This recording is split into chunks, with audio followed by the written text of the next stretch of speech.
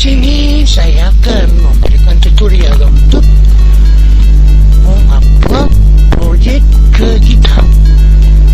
Di sini setelah kita login, kita akan masuk ke dashboard Github. Setelah masuk, kita pilih ini.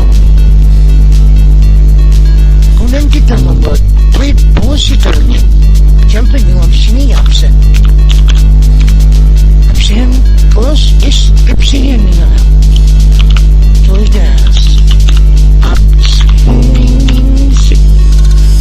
Kemudian pilih di sini, kita harus pilih public. Orang dapat melihat atau menjadi link kita. Ini boleh dicentang, boleh juga tidak. Since tidak, memang membuat contoh. Setelah klik create repository. Nah, setelah itu sini kita memilih upload and save file. Nah, pada tampilan ini kita drag file yang kita mau upload sampai di absen. Kita drag ke sini dan kita tunggu sampai proses uploadnya selesai.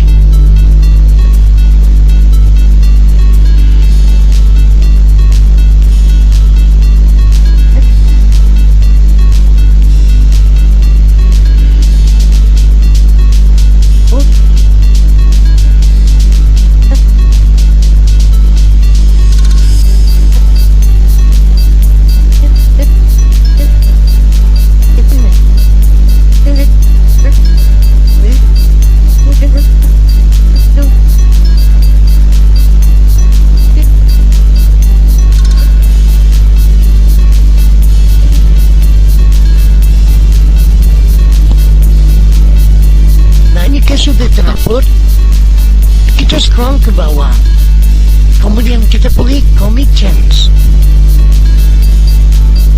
Kita tungguin dia proses filenya di-upload.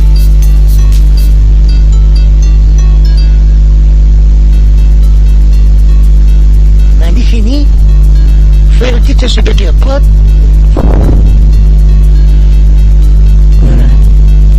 Karena di Github itu cuma bisa melinkan projek HTML dan CSS. Jadi di sini kita hanya menyimpan projek saja. Kemudian kalau kita ingin share link projek kita bisa klik di sini di kode dan salin link yang sudah diberikan oleh Github.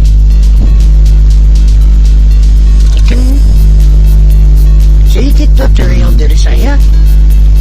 Assalamualaikum.